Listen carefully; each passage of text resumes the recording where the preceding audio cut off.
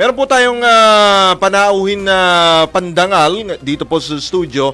Sinamahan po tayo ng isa pong masabi na ho natin na veterano na po ito at isa na pong alamat sa larangan po ng negosyo at marami na po siyang mga, kumbaga mahaba-haba na po ang papel na kanya pong ginampanan. Yun na nga. Senior na siya dahil nasa live studio po natin, nasa studio po natin ngayon, si Ginoong Jesus Jess Aranza, ang Chairman Emeritus po ng Federation of Philippine Industries Incorporated. Pag-uusapan po natin, Mang Jess, magandang umaga. Welcome sa DWIC LU Channel 23. Anong palayo mo? Drew Nasino, siyempre, ang... Nasino? Nasino. Drew na lang po, Mang Jess, ang itawag nyo sa akin. Ano? Drew. Drew Na lang. Parang familiar yan. Yan. Oo. At speaking of business, Mang Jess, alam naman natin na itong issue na ito ay may mga nasangkot, of course, na mga contractor, mga negosyante rin. Di ho ba? So, ano po ang unang pumasok sa inyo pong isip nung pumutok ito pong issue na ito? Maraming mga contractor, maraming mga karamihan sa construction industries yung nasangkot po dito sa kontrobersya pong ito. Mang Jess, ano pong naging initial reaction ho ninyo? Ang biglang-bigla ang reaksyon namin. Napakalawak nito. Napakalaki, napakatapang ng mga apog ng mga taong ito. Kung bakit pumasok sa ganun. Hindi naman. Pero ang pinaka-issue ko dyan, yan sana ay may iwasan.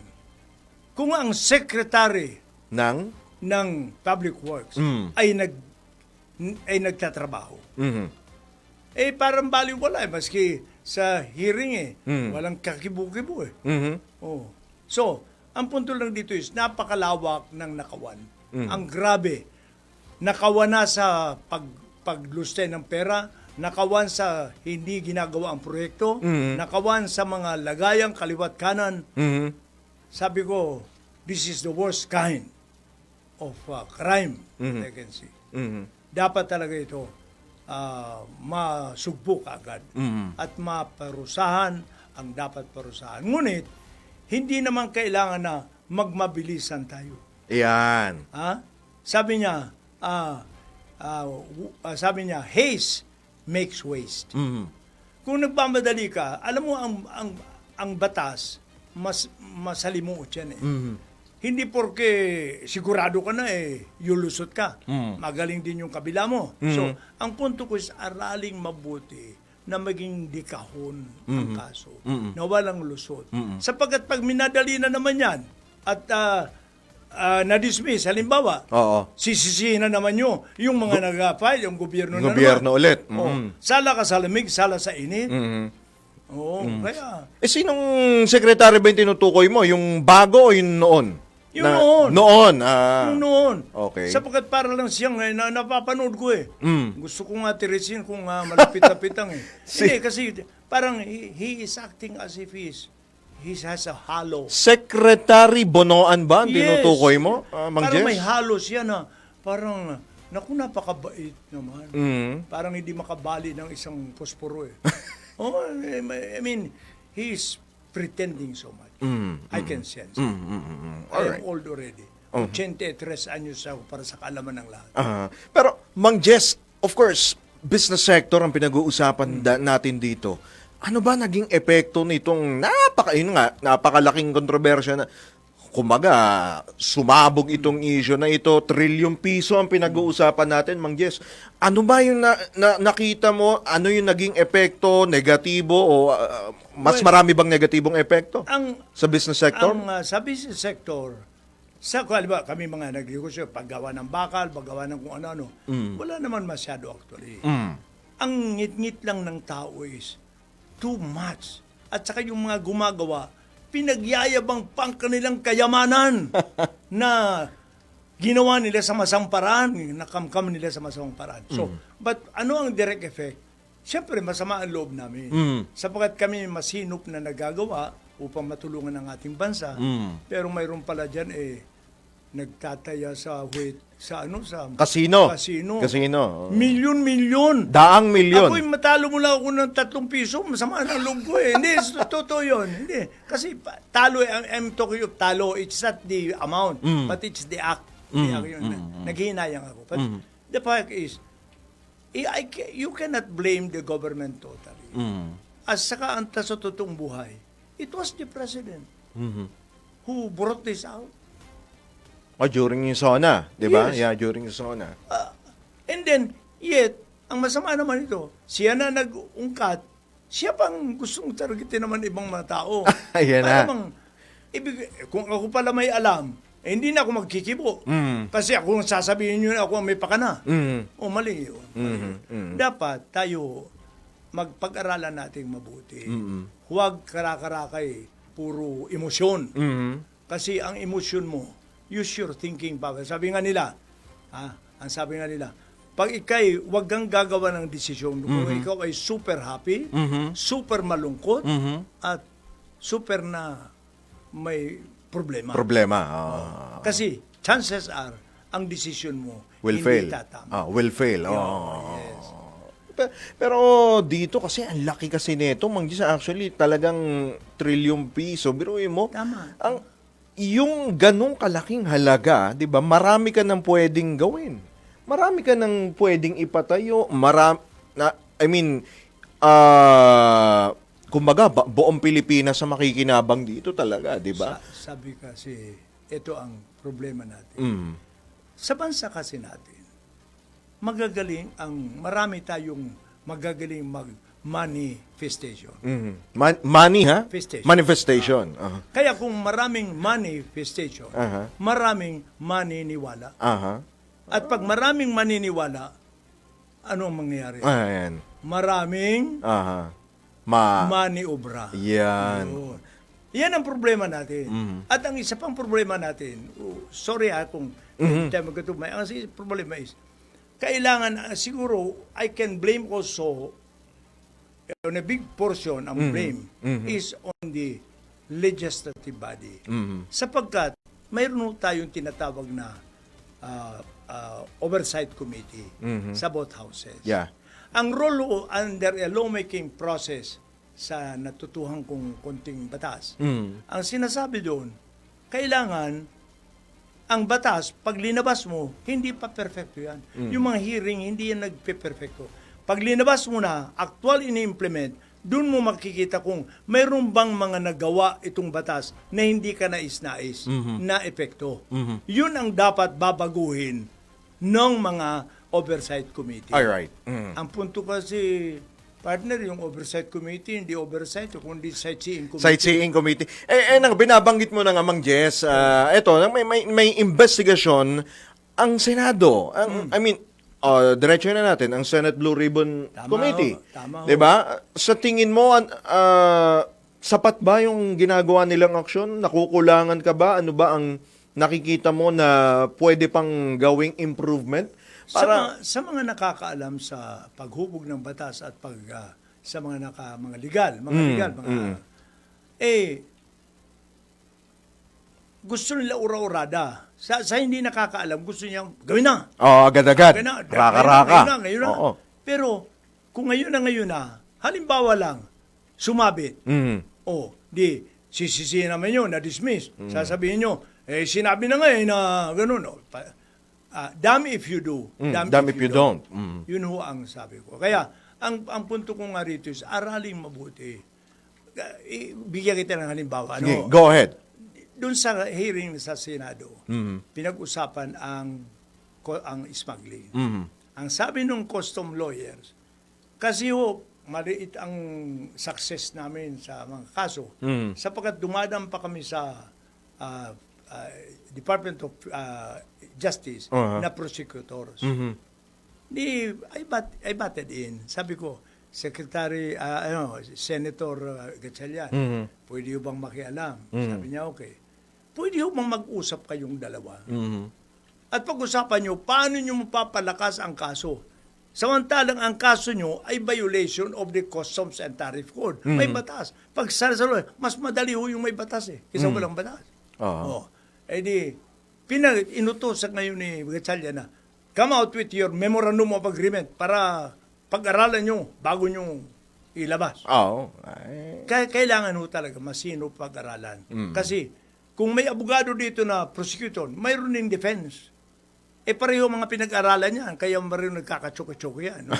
So, ngayon, kaya hindi natin pwedeng sisihin na kailangan madalin. Pag madali naman at sumabit, ayan, may siguro nagkapera, sinabi. Damn if you do, nakakahirap po. Alright. Oh. Kaya ang akin na lang, simple lang, maniwala ho tayo pag ang isang bagay na pinag-usapan ay may mga kaakibat na dokumento. Kung wala ho, pagpasensya na po nyo. Hearsay ho yan. Ayan na nga. Hearsay ho yan. Oo, so nabanggit mo na rin, Mang Jess, kung mamarapatin mo with your intelligence, ano ba ang naging reaction mo nung napanood mo marahil yung mga expose ni dating Congressman Zaldico? Hindi ko pinalalampas eh. Aha. Kasi gusto kong makita yung mukha niya na nag-arte. Hindi, totoo yun. Ganun, akala mo, napasanto-santito eh. 6 na video yan, Mang Jess, di ba? 6 yung nilabas yan. Anong naging reaction mo Ang doon? isa lang na reaksyon ko, na, sabi niya, binigay kay ganito, binigay na sa lahat ng bagay, siya lang ang walang kinita? Naniniwala ka ba ron? Diyos ko naman. Na ikaw ang nagsasaing, hindi ka na ulingan. Napaka-noble mo naman tao. Sa aking panagay, puro salita. Halimbawa, may pagbigay kita ng halimbawa. Go ahead, sige. Experience ito. Minsan na-discover namin na ang may nag-import ng mga ulin, yung galing sa palm oil yan, para pang compounding sa feeds, sa animal feeds. Panghalo. Pagka ginawa mo yon, wala kang babayarang value-added tax. So, ang pinapatay mo yung coconut. Kasi nagbabayad ang coconut. So, yan ay inasikaso ko kasi coconut industry ako. So, nung inasikaso ko, nakuha namin ang total importation. Ang pinagtataka namin, bakit ang lakas ng importation? Samantalang, ang compounding sa feeds ng ganung oil is only 0.05%. So, naginustyon ko. Sumulat po ako. May kolum mo ako Kanino sa... po? Kanino? Sumulat ako kay Presidente Bongbong Marcos. Aha. Kasi siya ang noon sa agriculture. Ang sinulat ko, pinaliwanag ko. Nagkataon naman na nagkaroon kami ng meeting sa Malacanang at nakita ko, nagpasalamat ako sa kanya. 2023? Kasi sumulat din siya sa akin na sabi niya, hindi sumulat. Binigyan muna ako ng kopya. Yung kopya na sinulat niya kay Panganiban. Dating DA Senior Undersecretary. Sinulat niya kay Panganiban. Sabi niya kay Panganiban, kausapin mo si Mr. Aranza. Hindi alam ni Panganiban na binibigyan ako ng kopya. So, 5 buwan, hindi ako kinausap. Hanggang sa nag-column uli ako sa Business Mirror, na ang sabi ko, bakit naman hindi niyo ako kinakausap? Ayaw kong masabi ni Bongbong ng presidente na binibiro ko lang siya. Baka sabihin, I'm just kidding him. Kinabukasan, nag-meeting na kami. So doon lumabas ngayon na hindi nasusunod yung mga batayan. So ang ginawa ho ng ating Pangulo, sapagkat napakalaking dagok sa Kasi amin, during that time, siya ang secretary ng Department of ang ginawa Agriculture. ho niya, hindi nga siya nakilam muna, pero nung naupo itong si Laurel, bago pa umupa lang, pinahinto niya ang importasyon. Kahit may batas, pinahinto niya. Pina-explain niya. Okay. Ngayon, nung huminto ang importation, alam niyo kung ilang porsyento bumaba ang import ng Ilan? kanin? Ilang porsyento? 70%. 7-0. 7-0. Sapagkat maraming nag-import yan, ginagamit pala yan sa paghalo sa biodiesel. At ginagamit pa rin sa pagbenta ng oil na ang kalabang coconut na nagbabayad ng value-added tax. Kaya nung nagkaroon kami ng pagkakataon sa Malacanang, nagpasalamat ako sa kanya. At nung magpasalamat ako sa kanya, sabi naman niya, iyan ba, nung dinaanan pa niya ako, is so concerned. Yan ho ba binibigay din sa coconut? Hindi ho, kaya nagreklamo kami. Nang pagkatapos noon, pinahinto na niya ang importasyon. Ang kulang lang na natin, yan ang sabi na naman. Ayan. Yung mga ayaw na ng restitution. Ayaw magsaoli. Ang sabi naman doon, kailangan daw sabi ko, pinahinto na, masaya na ang coconut. Mhm. Pero we are not happy yet. Mhm. Because kailangan yung magnakaw, ibalik ang ninakaw. Naman. Oo. Yun lang mapapatunayan. Yung na yung buong ninakaw. yung buong ninakaw, yun lang ang lalabas ngayon. Maski hindi ho batas yan. Sabihin natin hindi batas. Pero ang batas ho ay hindi lahat ng nakasulat ang batas. Mhm. May batas ho na umiiral sa desisyon, sa mind ng ating mga makakabayan. Na kung may utang ka, bayaran mo. Mhm. Kung may ninakaw, i-restitute mo. Mhm. Ganun ho. Hindi natin pag-awayan na kung nasa batas ba yan, kung ano-ano ba yan. Ang tinatanong, naibalik ba ang ninakaw? Yan. Lahat, ano? yung lahat dapat Huwag buo. na tayo mag-away doon sa batas. Oo. Ang tanong lang, dapat bang isoli ang hindi kinuha sa mabuting paraan? Dapat lang. Mm. Lalo na pera ng taong bayan yan. Oo, ay mag-unas ka na ng pagkain, kailangan bayaran mo yun eh. Siyempre. Di Pero, Kaya, oo. Nagtataka ako. Uh-huh. Yun ho ang napansin ko. Marami yung inaakusa, sinasabi si Bongbong ganon. In may experience, pinapadalan ko ng kopya ng aking mga column. He took cognizance of almost 14 items of what I have written doon sa mga issue. Alright. Sinusulatan niya ang custom, sinusulatan niya kung anong dapat. At yung huli ho, hindi na niya ako pinapadala ng kopya. Kundi sa sulat mismo niya nakalagay, copy furnished na doon sa Jess Aranza. Automatic na yan. Automatic. Pero kanina binabanggit mo, Mang Jess, sa importation at sumingaw din, binunyag din ni dating Congressman Saldico, pati si First Lady Lisa Marcos at Yeah. yung kapatid niya na si Martin Araneta, idinawit doon sa rice or rice and onion Ang tingin ko diyan, smuggling.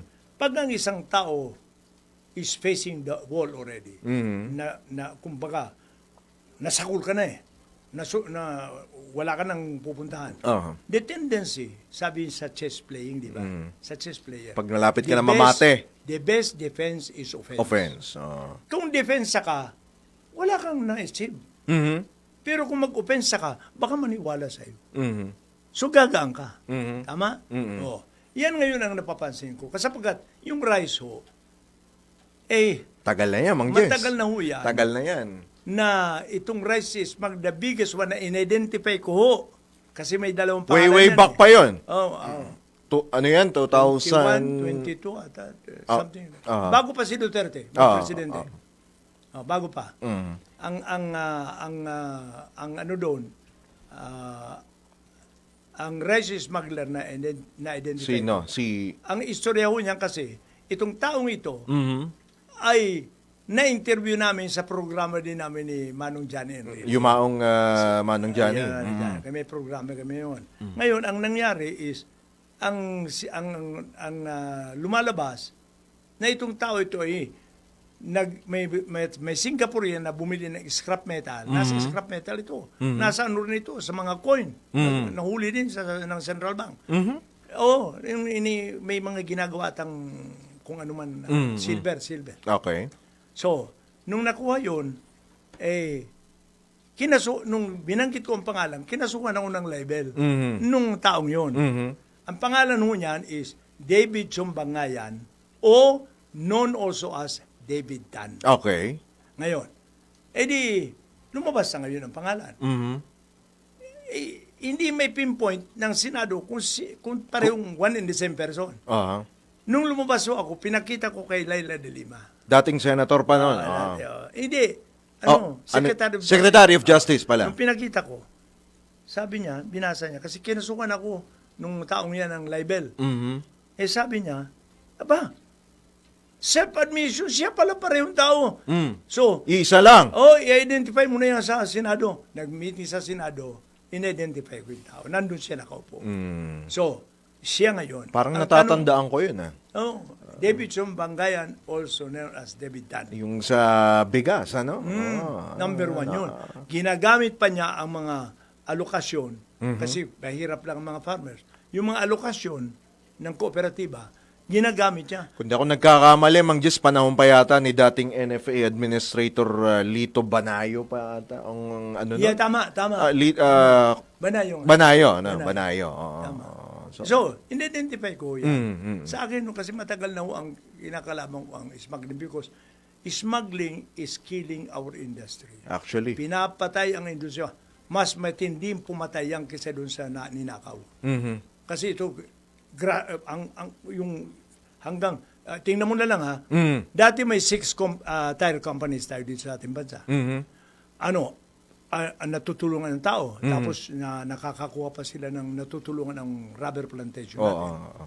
Pero ngayon, ang 6 na tire companies, isa na lang ang naiwan, Yokohama Tires, nasa lupa ng Clark. Nako, oo. Isa na lang. O ilan ang nawala ng trabaho? Number 2, familiar ho kayo sa ukay-ukay. Oo, syempre. Oo. Tinanong ko, sino ba sa inyo rito nung nag-guess ako ang nakakaalam ng ukay-ukay? Sino ang hindi nakakaalam? Walang tumaas ang kamay. Sabi ko, Republic Act 4653, binabawal ang pag-import ng ukay-ukay. Ano ang rason? Dignity of the nation and health reason. Oo.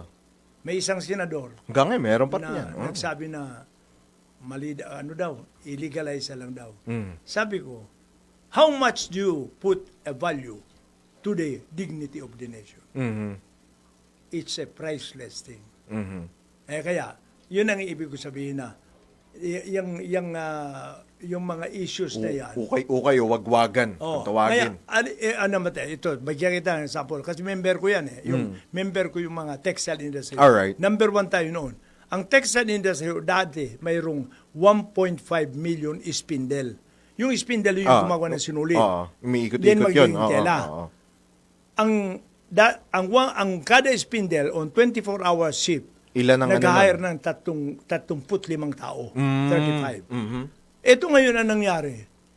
Nawala na. Ang spindle natin ngayon, 100 na lang. 1,000. So, anong ibig sabihin nun? Nagsara ng lahat. Ngayon, ang tanong, bakit walang nahuhuli?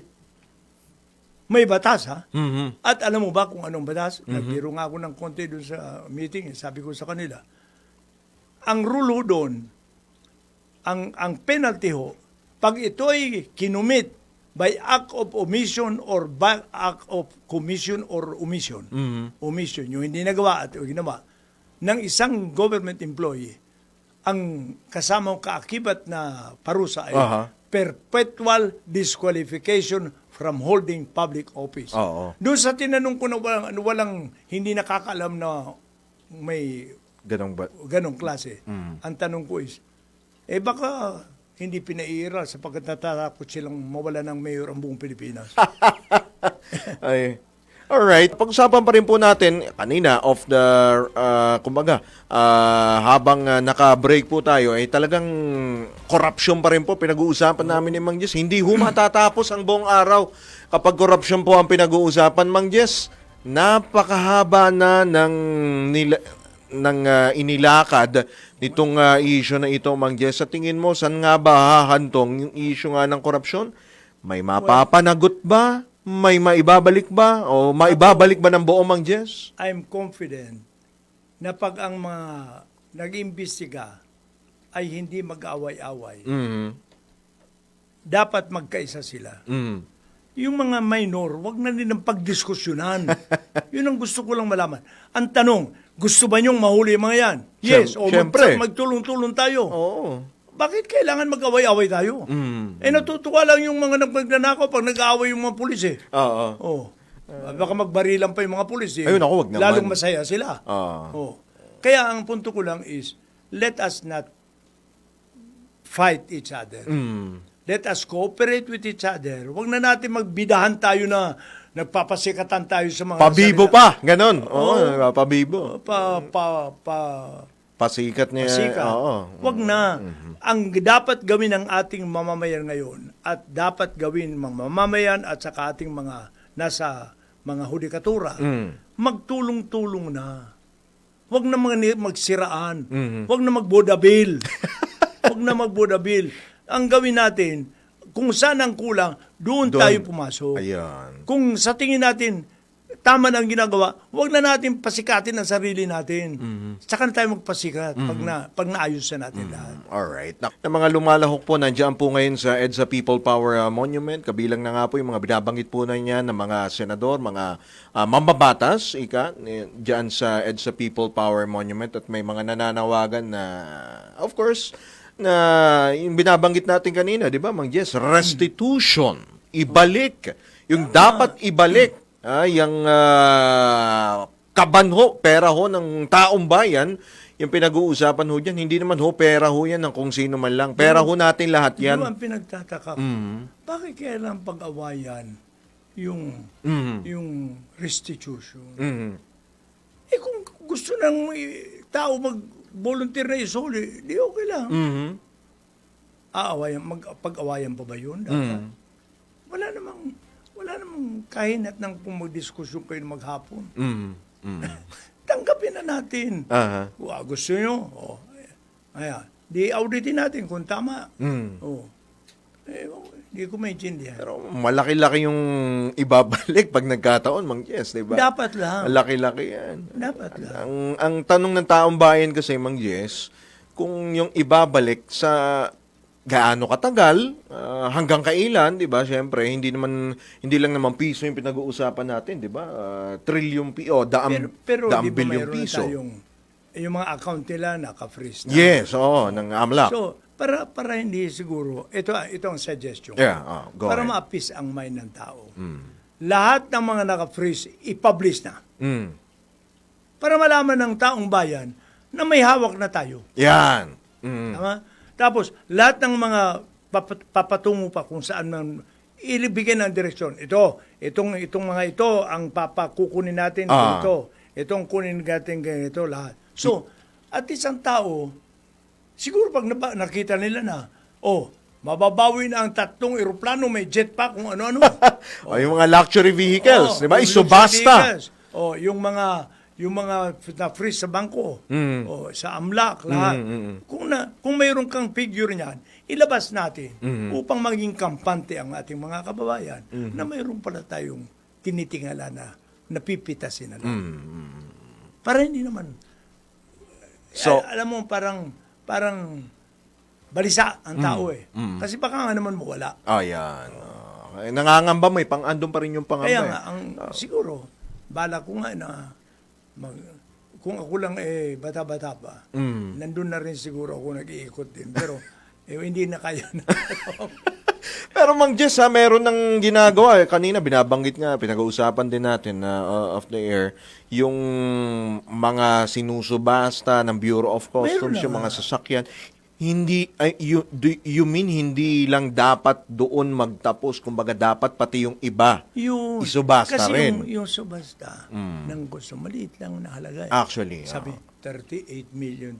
Yung mga sasakyan lang yun, di ba? Ang gawin natin, yung mansyon. Yan, Nino, kung sino mang sangkot. Sino may mansyon yan. Ito. Ngayon, ikaw may mansyon. Ilan ang net worth mo? Nagbayad ka ba ng tax? Yan, importante yan. Importanteng tanong yan kung yung sa tax. Ganun ang gawin ng mga CPA at saka abogado. Magsabay kayo para ilahad na natin lahat yun. It will appease the people. Yeah, exactly. Na may ginagawa ka at mayroon kang inaasam-asam na mapitas na maibalik man lang sa taong bayan. Oo, tama naman yan. Auto lang kasi ang pinag-usap. Oo nga, Mang Jess Tapos halo ang pa ng joke na. May payong kasi. Wag na. Wala. Grabe, dapat pati yung isubasa na rin, pati aeroplano. Dapat, kaya magamit yan sa gobyerno. Ayun, natumbok mo, Mang Jess. So, imbes na gagastos ng gobyerno, yun ang Pwede. sa gobyerno. Alright. Ganun lang. Exchange deal. Yan, ex-deal, ika nga. Alright, tayo po ay nagpapatuloy pa rin sa ating pong special coverage. Pero bago tayo magpatuloy po nung pinag-uusapan namin kanina na, of course, yung corruption, walang poknat na issue po ng corruption. Balikan po muna natin ang kaganapan diyan po sa EDSA People Power Monument. Nagbabalik si Patrol 38, Jen Patrolya. Jen? Go ahead, Jen. Jen, alright, sige, babalikan na lang natin maya-maya si Patrol 38, Jen Patrolya. So, yun nga, Manong Jess, yung pinag-uusapan natin, ano pang maipapayo mo sa ating mga kababayan, sa mga senador, mga mambabatas, ultimo na rin sa mga negosyante na mga nasasangkot dito? Yung mga negosyante, ganito, iniisip ko lang. Go ahead. Dapat siguro malaman ng taong bayan. Kasi ang simple lang kasuhan, ikulong, kasuhan. Ngayon, dapat, hindi lang ganun kadali. Kasi, Of course. baka mamaya, pag na-dismiss yan, sisisihin naman nyo. Ang gusto ko lang sana na magawa rin, nandyan ang mga CPA, nandyan ang Commission on Audit, lahat. Nandyan ang Insurance Commission. BIR. BIR, nandyan. Ngayon, ilabas sana ngayon ang mga issue. Detalyado dapat. Dito, ito, ang mga ari-arian niya, itong mga ito. Ito, ang mga bank account niya, ito. Ngayon, ang mga ari-arian niya, ang tanong, ito ba sapat ang mga binayad niyang tax upang makabili siya ng ganito? Kung hindi, isa yan sa mga issues. So pag nakita ng taong bayan na mayroong malawak pala ang pinag-aaralan ng mga ito, di ba? They will understand. They will understand na ganito pala kahirap.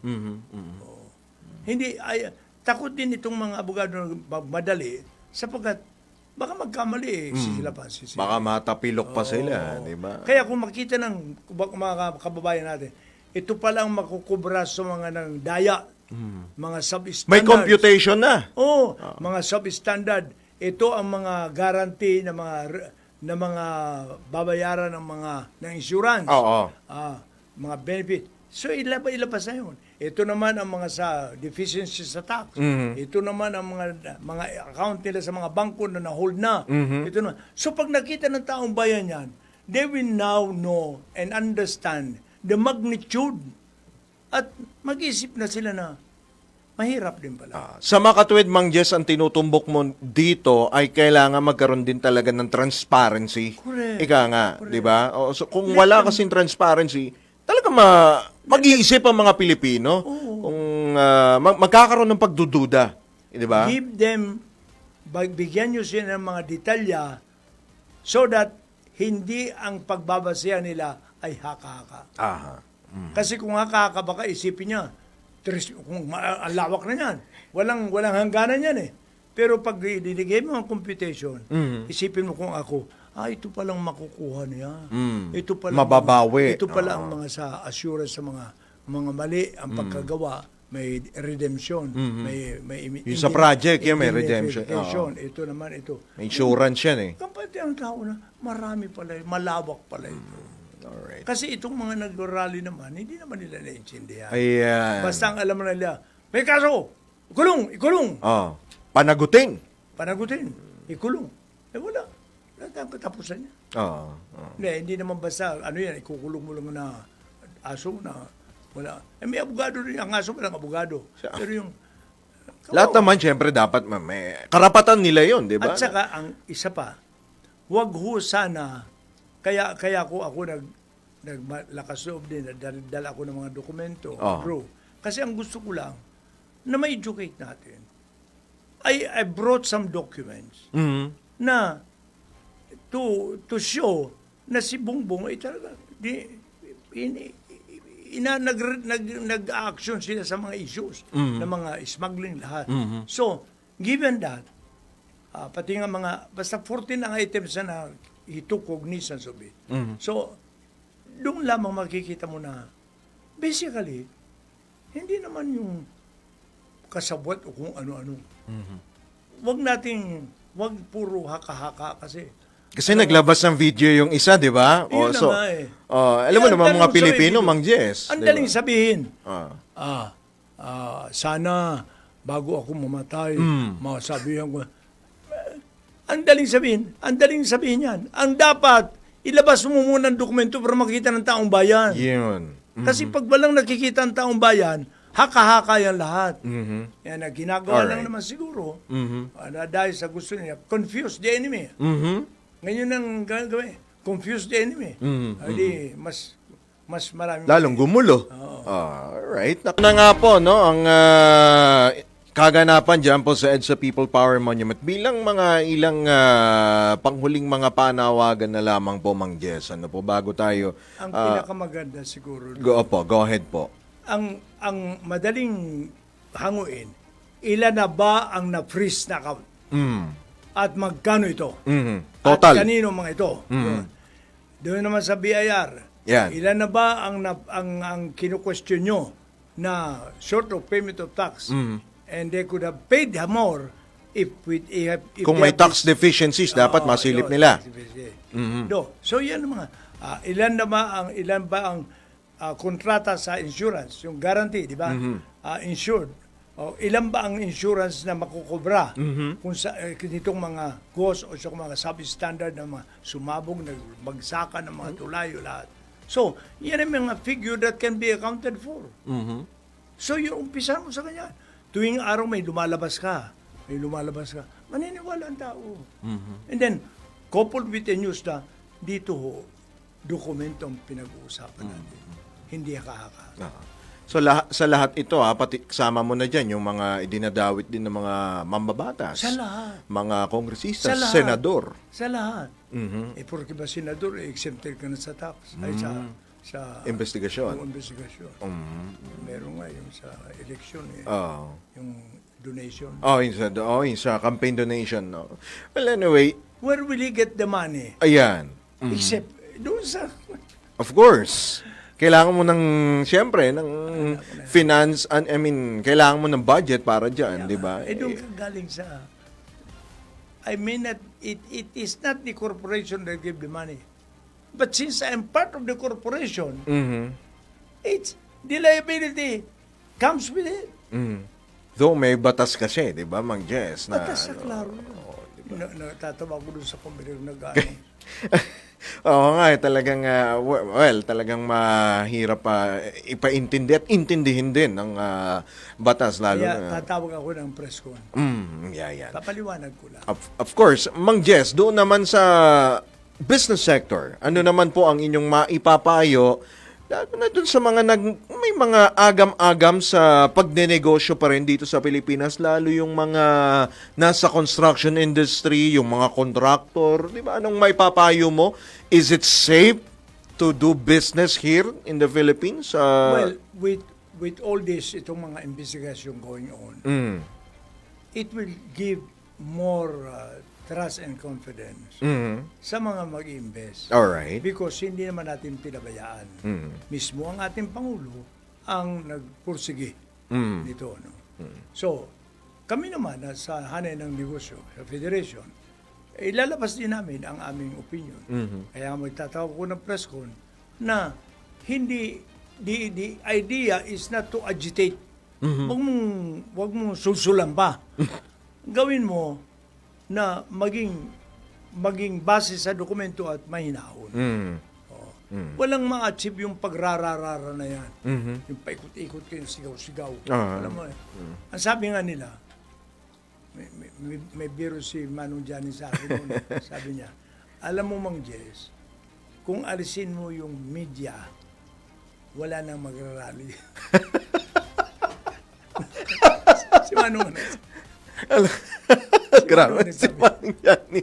Well, anyway, yung binabanggit natin dito, Mang Jess, hindi lang ito mga local investor, pati na rin sa foreign investor. Ay, kahit ang foreign, kasi tingnan mo the fact na ang budgeting ngayon, tingnan mo the foreign aided, nakita mo tuloy-tuloy pa rin. So, that means that hindi natin sinasakop yung may foreign counterpart. Okay. Because that would be something na talagang masama na.